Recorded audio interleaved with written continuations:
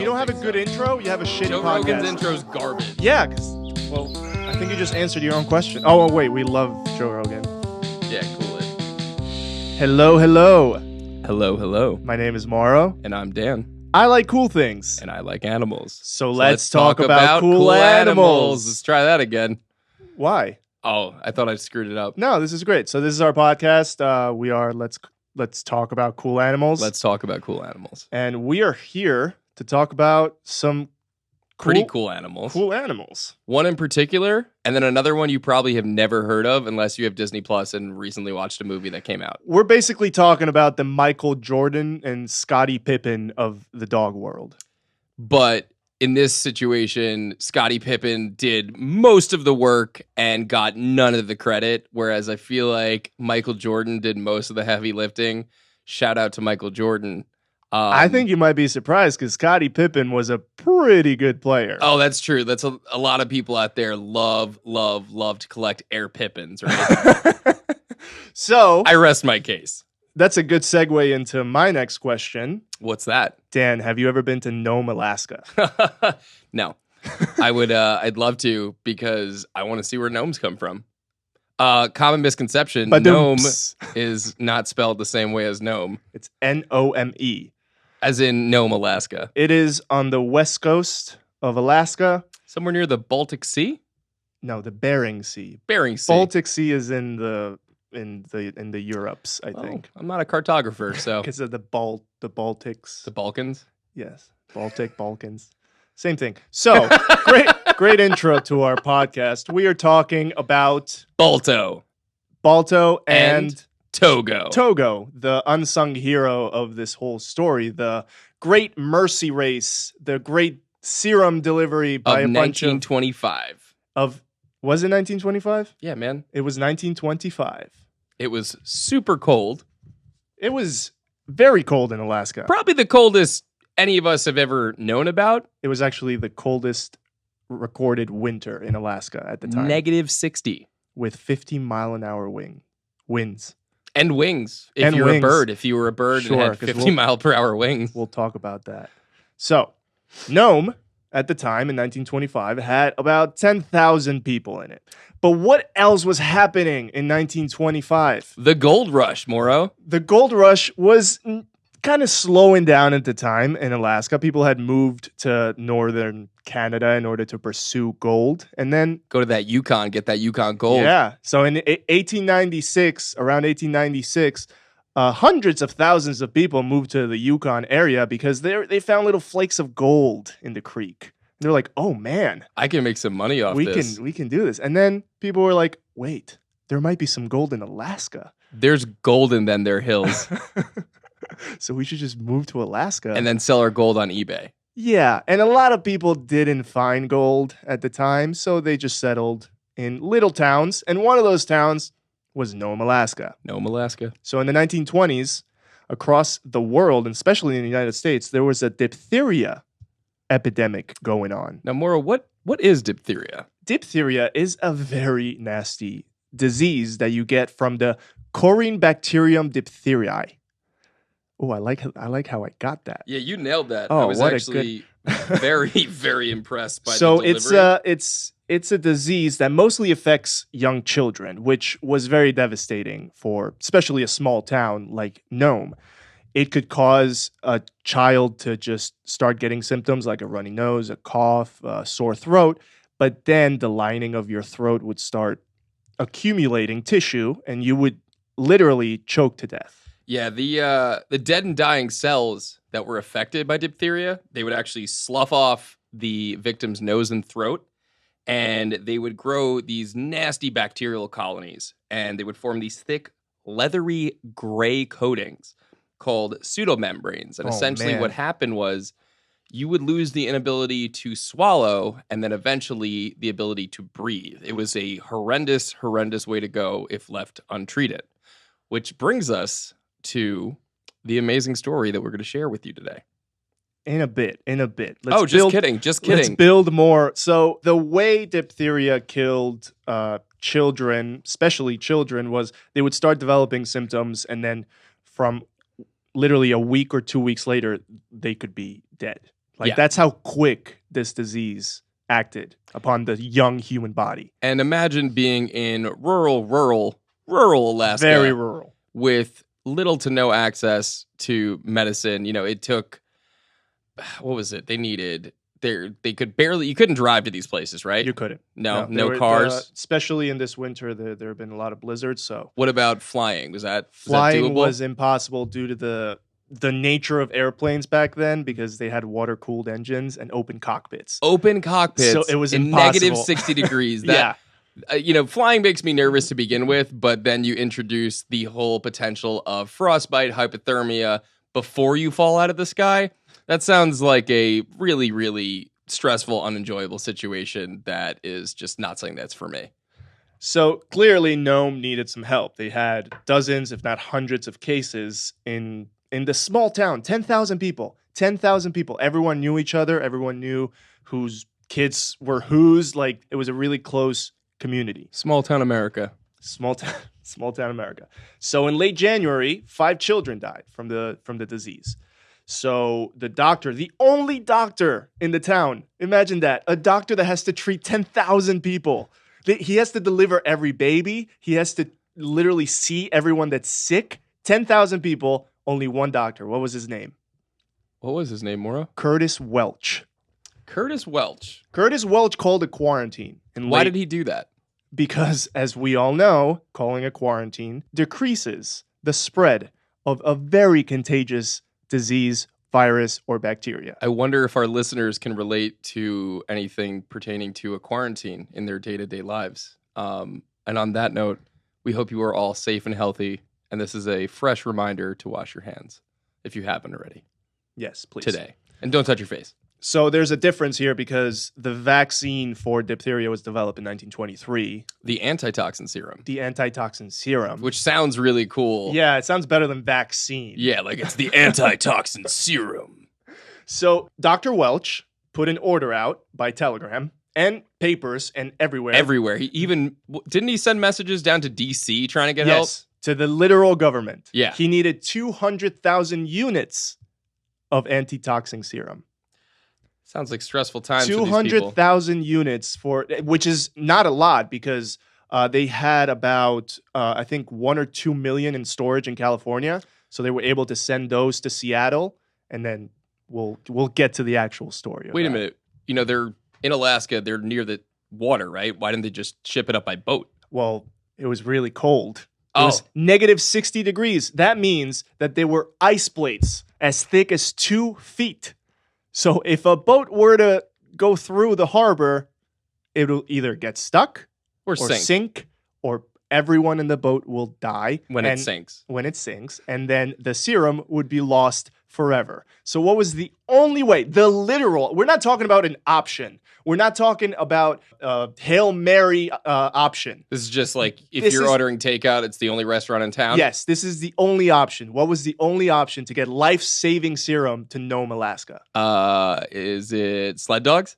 Sled dogs. What is sled dogs? What is sled dogs? For 1,000. That's not how the answer works. What is sled dogs? So sled dogs. Sled dogs were very popular in Alaska. That's how people are moving around for the most part out there, right? There's not a lot of roads. Yes. There were horses, of course. But in the winter and stuff like that, horses are not able to do this. Like they're taking long journeys. And now the serum, the closest they were able to get it was, just shy of like 700 miles away in a town called Nenana. Right? It was 674 miles away from Nome. The closest train station to Nome. Now, normally a journey like 700 miles round trip, by the way. Little correction. I thought that it was 674 miles round trip. Oh, all right. It was round trip, yeah. So now normally a journey like this with sled dogs would take 15 to 20 days? Yes, that's with the average, because the average speed of a sled dog team would be between 10 and 15 miles an hour. If you're talking about in 3 feet of snow. Yeah. Racing dogs can get up to like 20, 25 miles an hour. But sled dogs that have to endure these kinds of conditions, they are traveling at 10 to 15 miles an hour. That's faster than I could run.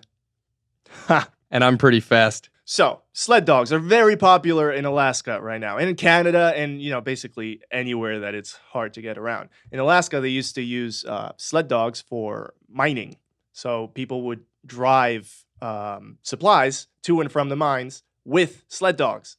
So they were super useful. These dogs are super important. And just a little side note, for those of you that do have Siberian Huskies and you notice that they are very, very high energy, there is a reason for that. These dogs were bred to work and work hard. On a daily basis, these dogs could burn up to 12,000 calories a day, consuming roughly 10,000 calories to keep them moving. So these dogs are metabolic furnaces, and they would churn through, and they are just going, going, going. So if you're at home and your dog is barking at you, and they want to go play, that is because they were bred for this. So all you husky owners out there, make sure to exercise your dog because they're working dogs, and that's what they're built for. And that's what these guys did, is they worked. So on the topic of sled dogs, there's a very important person that comes into play. What is his name? His name is Leonard Seppala. Wait, real quick, what a name.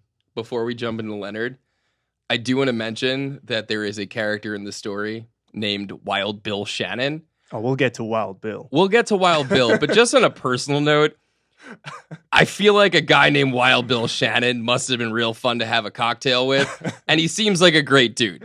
End of tangent, back to the story. So Leonard Seppala, he moved to Alaska in 1900. From Why? where?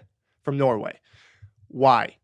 I'm pretty sure it was because he wanted to save a bunch of people's lives, no? No. Okay. There was another thing happening in early 1900 and late 1800s, which was people just wanted gold. Oh, it's back to the gold rush. This is a callback to... Back to the gold rush. All right, so we came there Leonard for gold. Seppala, who worked as a fisherman and basically his father's right-hand man. Is it right hand or left hand? Right-hand man. Right-hand man. Or if you're a lefty, left-hand man. As a blacksmith. Or woman. He was a blacksmith and a fisherman. And when he was, he was in his 20s and he's like, hey, Dad, I heard there's gold in them there hills. In America or Canada or wherever. So I'm just going to take a boat there and I'm going to go get some gold. And the dad was like, okay. Yeah, I would love to hear that happen today. Like, hey, Dad, there's gold in Algeria, and I'm going to hop on a boat real quick and go there. I don't know if you could take a boat to Algeria, but it just sounds like... you can. Beautiful. I think so. It sounds to me like these were some real adventurers, and Leonard seems like he was a pretty adventurous guy and was also pretty bright in terms of the way he was looking at things. Leonard Seppala is actually the father of the Seppala Siberian Husky, which is its own distinct breed. And it shares similar ancestors to the traditional Siberian Husky, but they are two distinct different breeds, which is pretty cool. This guy, he dedicated a huge portion of his life to his dogs and the breeding that he was doing, and developed this breed of sled dogs. And they are the centerpiece of the amazing story we're about to share with you.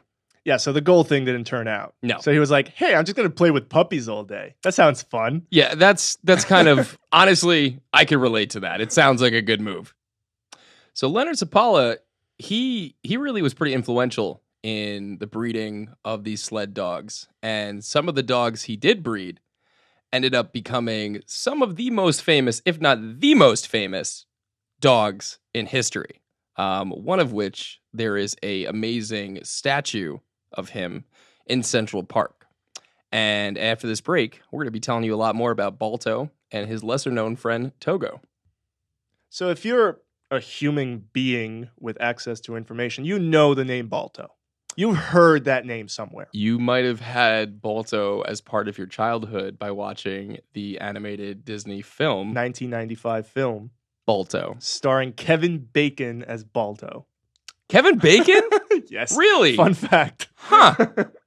So everyone knows of Balto, the hero dog that delivered life-saving serum to Nome, Alaska, correct?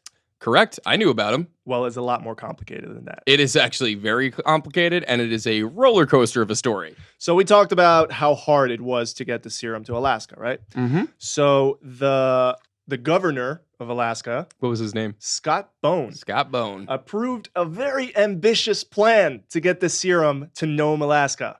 What was that plan? So they were going to use a team of 150 dogs And 20 mushers. and 20 mushers. What's a musher, Dan?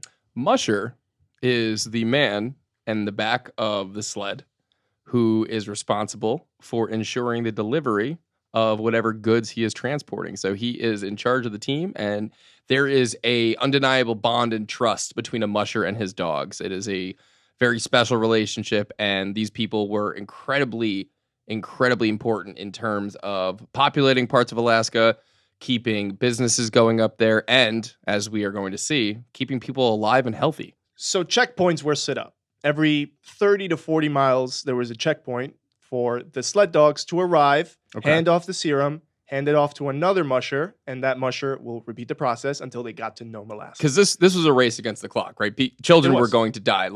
This Like is a I trip. said, this disease could kill a child in less than a week. Yeah. And this trip normally would take 10 to 15 days. Yeah. Or 20 days. 15 to 20. 15 to 20 in these As conditions. long as 3 weeks. Yeah, in these conditions. They So didn't have that time. That could have been hundreds of children dead. Even more, because this is a highly contagious disease too. So not only were the kids more at risk, but if these kids continue to get sick, and there's a finite amount of people in this town, 10,000 people, this can spread very quickly. So on January 27th, the serum arrives in a town called Nanana, which was the closest train station, as we mentioned, to Nome. But what, 674 miles round trip? Round trip. Round trip. That's insane. Yeah. Imagine doing that even by car. It's insane.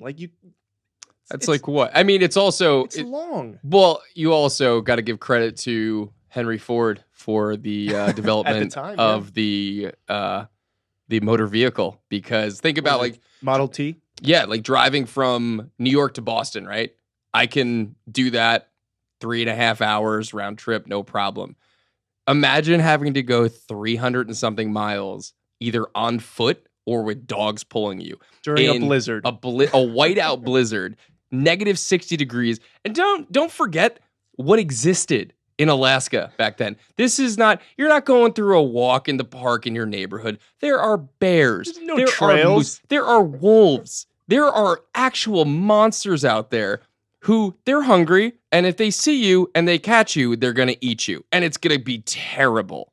It is a scary time. Not to mention you have to drive through the night. This was nonstop driving and running and snow and wind and pain. And you're not in a comfy little cabin with heated seats and a heated steering wheel. No, you're wearing some animal pelts to keep you warm, and you are on the back of the sled going, 30 miles an hour with the wind just freezing your entire those face. Conditions is like 15 miles an hour. It sounds in the middle of nowhere, in the dark. You can't see anything. You're relying on your dogs. Yeah. The entire time. And that's where that bond is so important, is like these men had to at some points blindly trust these animals, because, at the end of the day, the olfactory senses of a dog compared to a person, I think it's roughly 600 times more powerful. So the dogs are able to obviously use the scent to keep on the trail. So when a person is completely blind, there were points during this trip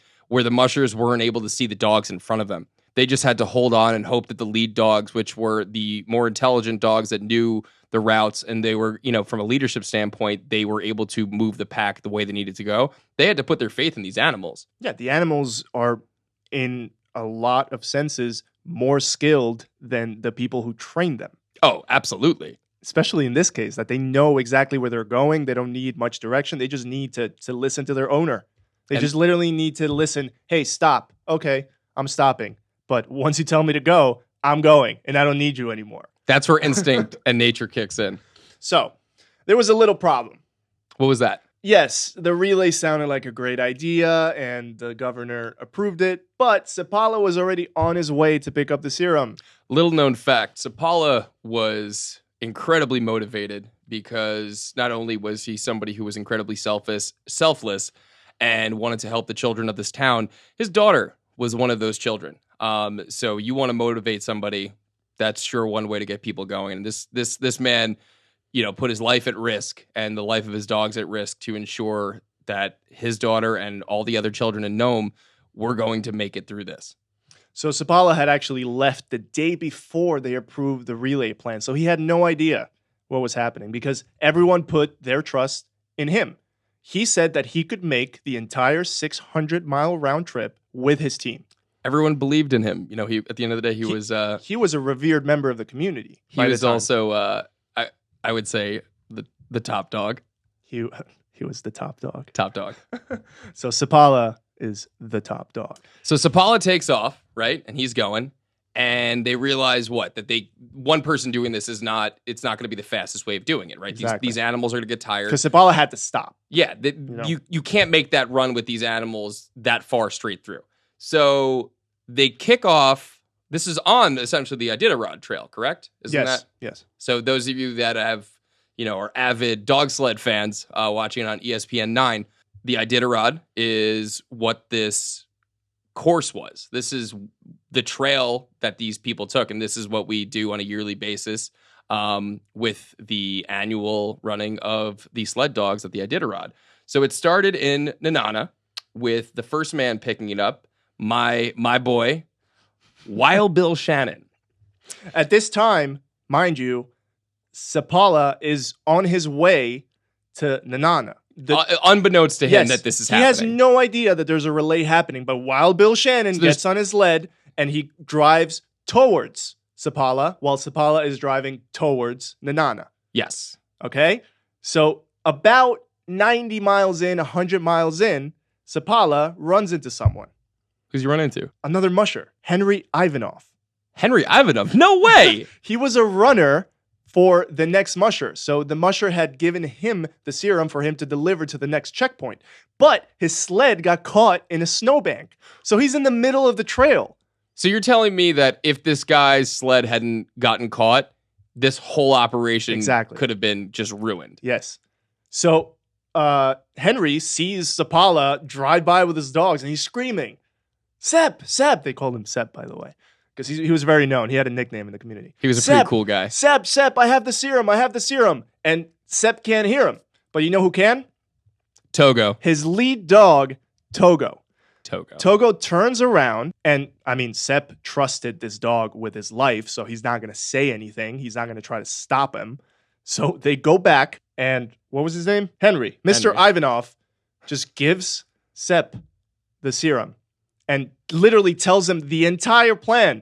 So what does Sep do? He's like, oh, I'm done here. You can take it to the next checkpoint. No, he travels the 90 miles back to the next checkpoint. Sep was a real champion. So he could have just, called it there. Yeah. He could have just been like, here, I'll help you, and you deliver the serum yourself. I mean, the guy was motivated. He wanted to make sure that his daughter was okay. He wanted to make sure that the children in this town survived, and he realized how crucial and important this was. It was an incredibly selfless act. So Sapala ended up driving 270 miles. Didn't he? He took some risky turns. 270 miles while taking shortcuts. And what about those shortcuts? Fill us in a little bit on that. So it was really cold at the time. It was actually really cold on the way there. Okay. So the first day that he was out, so the sound was frozen solid. All right. The sound was frozen solid. He had no problem. Seems like a sound idea. So he's actually taken that shortcut before. So he knew the area very well. So what was the shortcut? The shortcut was 70 miles. But what was it? What did he do? He drove through the sound, through the frozen sound.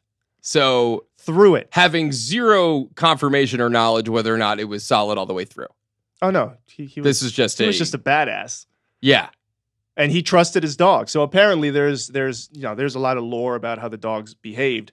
Togo, the first time they went through the sound, didn't stop, didn't even flinch. Really? He just ran through. All right. Yeah. So this guy trusted Togo so much that he was willing to save 70 miles, because if you went around the sound, it was 90 miles. If you went through the sound, it was 20 miles. So a 30-minute ride through a frozen solid, quote unquote, sound. Wait, 30 minutes? 30 minutes. Wow. 30 minutes. You think this was just like a river bank. Okay, so he's just listening to the ice pinging and all the ice moving underneath him. That sounds... So on the way back, the temperature started to rise. Uh-oh. So it was a little tougher.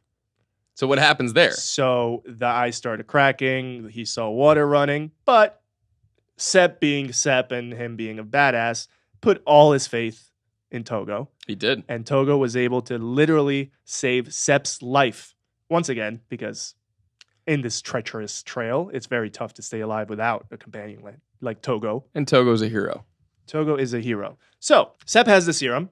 Okay. He's going back to the checkpoint. He gets to one of the checkpoints, one of the many checkpoints, and he's like, I'm calling it. I'm sitting here. I already drove too much. Togo's tired. So here you go. You Next guys one. continue on. Yeah. So they start. So they continued. Everything was going smoothly. They're doing what, every like 45 miles or Every so? 30 to 40 miles. Okay. They were scattered because there were mountains in between and everything. So it eventually gets to the keeper of checkpoint number 2. Who was that? So it was Nome, checkpoint 1, checkpoint 2, right? So Gunnar Kazan or Kazan. Gunnar Kazan. I like Kazan better. I think it's Kasan. Okay, Gunnar Kazan. Gunnar Kazan was not the owner of Balto. He was the renter of Balto. Yes, so they rented dogs. So like, having a solid stock of working dogs was not something everybody could afford. Just like leasing a car, people would rent these working dogs. Sapala was obviously the breeder, as we discussed, and he was who Kasan rented Balto and the rest of the dogs from. Balto actually, when he was born, was a bit of a runt, and Sapala didn't see him fit to be used for breeding. He was a little too big too, because sled dogs aren't really that big. They're quick, they're light on their feet, and they're muscular. That's literally all you need. He was too big of a dog, and Sapala just he didn't think that he was going to be good for the breed, so he ended up actually neutering Balto, whereas normally he wasn't neutering his breeding dogs. And Kasan rented him for mining, right? Sapala rented. Well, Kasan Balto. rented him for Sapala. For mining purposes. Yeah, Yeah. he would drive supplies to and from the base to the mine, and he was great. He was good at it. So luckily, But he still wasn't like a wildly experienced musher. No, at all. Some would consider him even novice. That's why he got the portion of the trail that he got. Well, the portion of the trail that he got, he was very familiar with it because that's where he worked. That's Balto true. really knew that area, and actually, that knowledge helped save Gunnar's life, basically, because he got trapped in a blizzard. The dogs are really the stars of the show here. Okay, so Gunnar Kazan gets the serum Okay. at checkpoint 2, and he delivers it. He literally drives in the middle of the night, whiteout conditions, and he relies solely on Balto. Let's not take anything away from Balto. Yeah, Balto's the reason this happened. Like, Kasan's not running this on his Exactly. back. There's a team of, 12 dogs? 12 dogs. That were pulling him. Yeah. So Kasan was, the guy at the caboose, but Balto and his team were really the ones making this all happen. Okay, so he makes it to the last checkpoint, basically, before Nome, which was called Port Safety. Okay. Port Safety is the last checkpoint. So it was in the middle of the night, and due to the whiteout conditions, everyone that had communication They thought it was canceled, right? Decided like, hey, we're going to hold off. Meanwhile, Gunnar is in the middle of the night trying to survive a blizzard driving through the night. And just keeps on going. And he kept going. He saw the lights were off. He didn't see any dogs that were chained. Everyone was asleep. He wasn't going to wake anyone up. He needed to get this. He needed to get the serum to town. 12 more miles, right? 12 more miles. That's less than an hour. 12 more miles into the history books. Exactly. So Gunnar actually got a lot of bad attention for this decision because they thought that he just drove through on purpose in order to get all the fame in Nome. But that's not really the case. There's a lot of people that knew Gunnar, and he was a very shy man, a very stand-up guy, and he would never do something like this for fame. Some people actually were very upset. Hold on. The serum gets to town. What time? At 5:30 a.m. So not only did Gunnar drive through the night, he drove into the morning. Yeah. That must have been such a beautiful sunrise. Oh, man. Especially in Alaska. It's my gosh. Clear and nice and cold. Oh, the air must have been so crisp. So the medicine is delivered, saving hundreds, if not thousands of lives in a small town in Alaska. I think only 5 people ended up dying out of like 1,400 5 people out of total. 1,400 that were sick. Yeah. So almost, a little more than, was it just shy of 14% of the town had diphtheria, and because of him, only 5 people died. He saved the children of this town. Like you don't get better than that. You can't really sugarcoat it. That's all that happened. You would really think though that somebody even just taking part of a journey like this or being a part of, what we did resulted in, hundreds of children being saved would be enough, right? Yeah. You'd think that. I think so, but Sapala, not too keen because on him getting all of the credit. What happened when Gunnar got to town? So everyone knew that the serum was going to get there on February 1st, in the afternoon of February 1st, because they thought it was canceled for the night, right?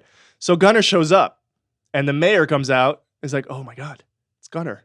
What happened to blah, blah, blah? Because we don't know his name. The history doesn't remember him. Yeah, who is it? I don't know. Well, blah, blah, blah is real upset about it. Point proven. Like, he just wanted a good night's sleep in order to be more reliable. But Gunnar gets there. There's reporters. There's photographers. This is national news. Everyone was following this story throughout the states. Everyone knew about Balto. Why? Because when Gunnar got to town, there was a reporter there that asked for the musher's name. Musher was like, Gunnar Kassan. And what's the lead dog's name? He was like, well, I have 2, Fox and Balto. He's like, oh, no, we can't do Fox. People will think it's a real fox. So it's like, what's the other? Which is also a fun story. Yeah. How do you spell the other lead dog's name? Balto, B-A-L-T-O. Oh, Balto. That's perfect. That sounds great. Thank you very much. So that's the story that got published everywhere. Balto was a hero. Little did people know he was a little tiny portion of the story, of the hero aspect of the story. Well, Sapala wanted to change that. Sapala, the real hero. Sapala was a big hero. The real hero. He was at the time. He was, but once we break this down for you, you're going to be like, Sapala's kind of a turd Ferguson. So as Sapala's owner, Sapala being Balto's original owner and being incredibly jealous at all of the fame and notoriety that Balto and Kassan were getting, he decided that he was going to take Balto and the team of sled dogs back, and he auctioned him off.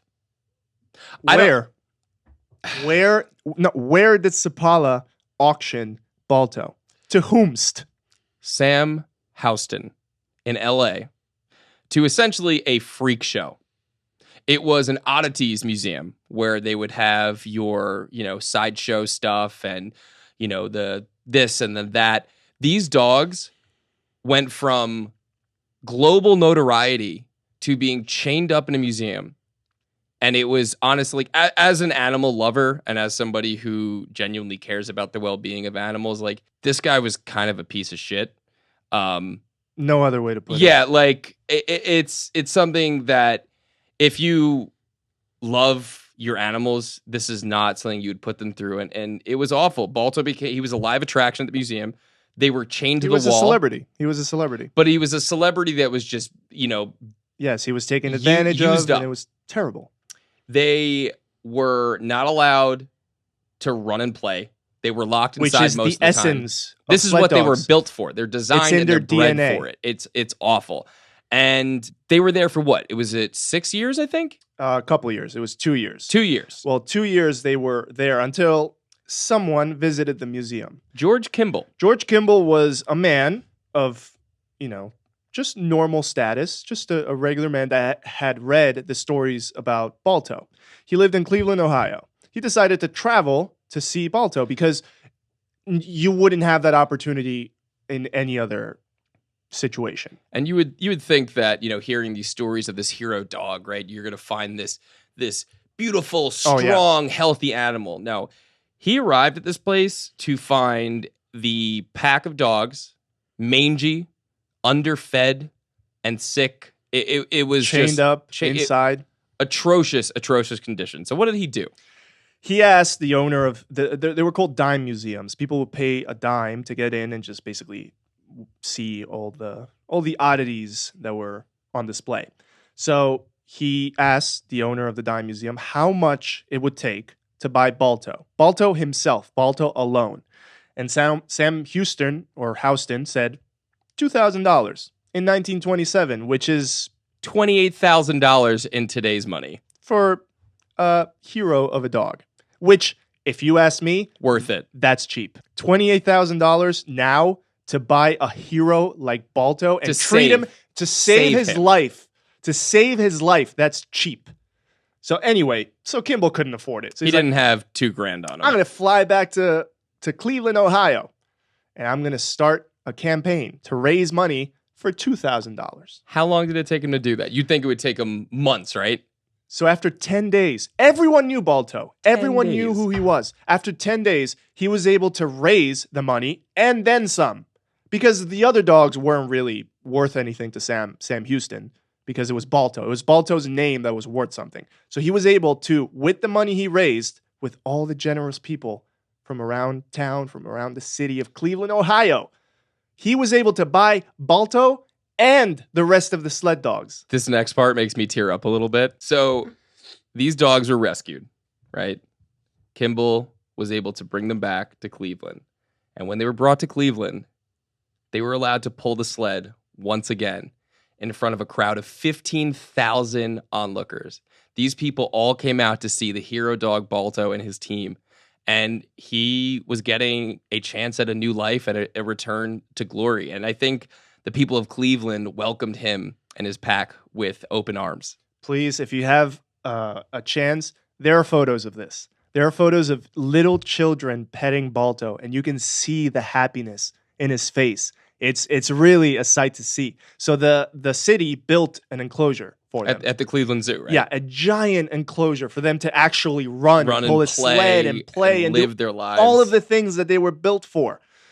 But sadly, as every dog has to go through once in their lifetime, the end of it, usually. He passed away. Yeah, once in their lifetime. 1933. He was 1933. Anywhere from because when Sapala was breeding him, he wasn't going to be a dog that was going to be used to be bred again. They didn't have documentation of how old he actually was. So the records are kind of conflicting. He was anywhere from 11 to 14 years old when he did pass away. The consensus is he was born in 1919. He died in 1933. So he was about 14 years old when he died, which is, if you ask me, that's a great life. That's a good life for a husky. It sucks that the last 2 years he had to spend, one of the last 2 years of his life he had to spend chained up inside of a museum. But I think he ended with a bang thanks to George Kimball. Yeah, George Kimball is one of the unsung heroes of this story for really taking... A lot of unsung heroes in this story. Yeah. So, yes, Balto became a national sensation. He got a statue in Central Park, a statue in Nome, Alaska, everywhere. He got a statue in Cleveland. His body was taxidermied, and it's now on display at the Cleveland Museum of American History, of Natural History. Sorry. But Togo. Wait, before we dive into Togo. Okay. This is actually breaking news for me. I had no idea that there was Balto 2 and Balto 3. Yes, Balto there are 3 2, Balto movies. Balto 2, Wolf's Quest, straight to DVD. I think that one was a fictional story. I don't know what Balto 3, Wings of Change was about, but I know what I'm watching this evening when I get home. Oh yeah, the straight to DVD Balto animated films, collector's edition. So Togo, the hardest worker of all the sled dogs, basically. I mean, team effort. Everyone was great. There was 150 dogs involved. There were 20 mushers, but Sapala and Togo, just that team was able to travel 270 miles when every other team averaged around 31 miles. They really carried the bulk of this trip on their shoulders. And think about maybe without that strain, without Sapala taking that strain, maybe the other teams wouldn't have made it that We don't far. know what could have gone wrong there. Exactly, because if everyone relies on traveling more distances, there's more that can go wrong. But Sapala took the weight on his shoulders. He's like, I'm the most experienced here. I'm just going to do it. Now, Sapala, because of the whole thing with selling Balto. Well, the selling Balto, but also his love of fame and notoriety, he went on his own little world tour, didn't he? He took Togo and his dogs, and they went down to Hollywood, and they made a trip cross country to New York. They even had a few appearances at the world famous Madison Square Garden. Yep. These dogs got to be getting some exposure, but not nearly the same fame or notoriety as Balto did. But Sapala really felt that his sled dogs didn't get the credit that they deserved. Now, Sapala ended up giving Togo away when he was a little bit older so he can retire and go enjoy his life, right? He went up to Poland Spring up in Maine. Yes. Poland Spring, what it means to be from Maine. Okay. I'm just saying, Poland Spring, if you want to sponsor us. So Togo ended up dying in 1929. If you want to segue into that sad story, he was 16 years old, which if is you ask me, amazing. He was 12 years old when he made this run. We didn't mention that. Togo was 12 years old. I want you to go, if you have a 12-year-old dog, I want you to go in the living room and see what they're doing right now and see if they're capable of running 274 miles in negative 60-degree weather in the middle of the night. I'm positive Caleb could not do this. Caleb is Dan's dog, who is a mush. A mush. Oh, mush, like mush. Like musher. Also, if you want something adorable, type in Kyle and Caleb roommates into YouTube if you want to see Caleb at his best. So these dogs, they're trained from birth, but you'd think that, all right, maybe they do this for a couple of years. No, like these dogs would do this as long as 10 years. So Togo was doing this for essentially 12 years of his life. And it's just incredible to see this. We're around dogs a lot in our line of work, and like Maura was saying, I can't imagine a large majority of the dogs that we interact with working this hard, and it's a testament to the breed.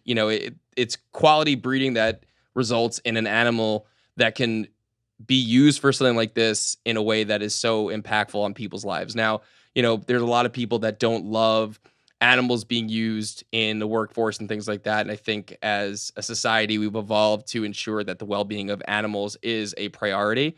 But back then, this was, one of the only options people had. And these people that work with them really love their animals for the most part. And it's just incredible to see how long their line of service was in helping people and the people in need in these communities up there. There's a really famous line from Sapala's diary where he talks about the commitment that Togo had. Get your Kleenexes ready, boys and girls. Yeah, I watched, if you guys have Disney Plus subscriptions, please watch Togo, the movie, with Willem Dafoe playing Leonard Seppala. Academy Award winning Willem Dafoe. But there's a famous line in his diary about Togo where, so from a very early age, Togo showed an interest in sleds, but he was a bit rambunctious. Yeah, Seppala didn't think that he was good for it because he was very he had a lot of anxiety. Didn't he? He had such bad separation anxiety that one time when he was away from Togo, every time he went away on a sled ride to train his sled dogs, Togo would find a way out of the house, out of the enclosing fence, out of anywhere in order to go chase after the sled. Including the one time he jumped through a window. Which is true. And you see that in the movie. That is a true story. True story. He tried to give him away. That's how strong the bond was between the two of them. So he tried to give him away when he was just a puppy, and he found a way out everywhere he went. So the bond was clearly very strong. Unbreakable between these two. But, Seppala thought that, he's just jealous that all these dogs are getting to go out with a sled and just run. So eventually, Togo became the lead dog, right? And at the end of Togo's life, Seppala came to a realization. What was that? That Togo, his entire life, his commitment was not to the run. It was not to the sled, but it was to me. Tearing up. Oh, man. Oh, just think about that. I'm crying. I can attest to this. He's tearing up. I'm staring directly into his eyes. You're also tearing up. A little bit. Yeah, it's fine. Oh, man. I'm not crying. You're crying. Oh, so this just shows you the bond that you can create with these dogs. It's not just like, hey, they want to go out. Hey, they want to run. No, they want to spend time with you. They want to do all those things. They want to together. Do well for you. Yes. So he kept going on in his diary saying, "We found out that a walk was just as good as a run." Oh, oh my God. Yeah, it's just everything about this. It's just it tells you just not even Togo, not even just Balto, just the general spirit of dogs, just how loyal they can be to the human race. So if your dog's near you right now, go make sure you give him a big hug and a please. kiss. Oh my God, just everyone go hug their dogs right now. And send us pictures of your dogs. Please. What's our email for that? Animals at Dan's Pet Care, or you can tag us on Instagram or Facebook at Dan's Pet Care. Thank you. So in 2011, What happened? Togo No way. was named What was he named? by Time Magazine What was he named? the most heroic animal Of like a period of time? of all time. All the time. Of all time. That's incredible. I don't know how long Time Magazine has been around. A while. At least 15 years. So he was named the most heroic animal of all time in 2011. And Sabala has a little fun factoid too, because in 1932, if you guys are familiar with Lake Placid, they are a famous host of the Winter Olympics. Oh, also, they were also the famous host of that terrible, scaring crocodile that lived in their lake. So don't swim in Lake Placid. So in 1932, Sapala got a silver in dog sled racing. Wait, really? I didn't know that. In 1932, in the Olympics of 1932. I still will never forgive him for selling Balto, but like it seems like he did love his animals, but like still like I'll never forgive you. Okay, so let me ask you the final question. All right. Was Balto cool? Balto was pretty cool. Yeah, he was cool. But what about Togo? Togo was incredible. Togo, you know, they're both incredible animals, and it was cool because like I remember growing up like seeing the Balto movie, and everybody knows the story of Balto. No, of course. When we started this, like I didn't even know who Togo was. Exactly. And Me I'm neither. actually very excited tonight to watch the Togo movie on. Get the tissues ready because Oh, I mean any movie with Oh, a dog man. in it. I'm got like I still to this day refuse to watch Marley no, and Me. but I thought it wasn't gonna hit me because I knew what he did Okay. to Balto. No, I knew what he did to Balto, so I'm like, oh, this guy's a dick. I'm not gonna relate to him. But oh my God. I mean, thank you, Willem Dafoe, for Oh my God. for tugging at our heartstrings. And he does a very incredible job. So if we leave you with anything, please do not watch the 1995 animated film Balto starring Kevin Bacon. Watch Togo. the 2019 Disney film starring Academy Award winning There we go. Willem Dafoe. And on that note, boys and girls, I think Togo is a pretty cool animal. yeah, I'm glad we talked about him. Yes, because Togo deserves all the fame in the world. We love Togo. We are Team Togo. Get hashtag Team Togo trending. Yes, Team Togo. Also, like Team Balto's cool. Yeah, Team Balto. You know, he's good. Hashtag Team Balto also as well. There we go. That's Those long are the one. two I'm not hashtags. gonna remember. Yeah, but it's very specific. No one else will get it confused with something else. You know, sometimes there's like hashtag overlap. You got to be careful. Okay, Not like hashtag overlap, I'm wrapping it up. but then. an overlap in hashtags. I'm wrapping it up. So that's our episode on Togo. And Balto. And sure, Come on. I'm a Still- Togo team. Yeah, but like Balto was also really cute. He had these He cute was. little like white paws, and the rest the of his socks. body was all black. His white socks. Oh my God, such a cute dog. But Togo is the unsung hero. of the Togo is story. our hero. So thank you so much for listening.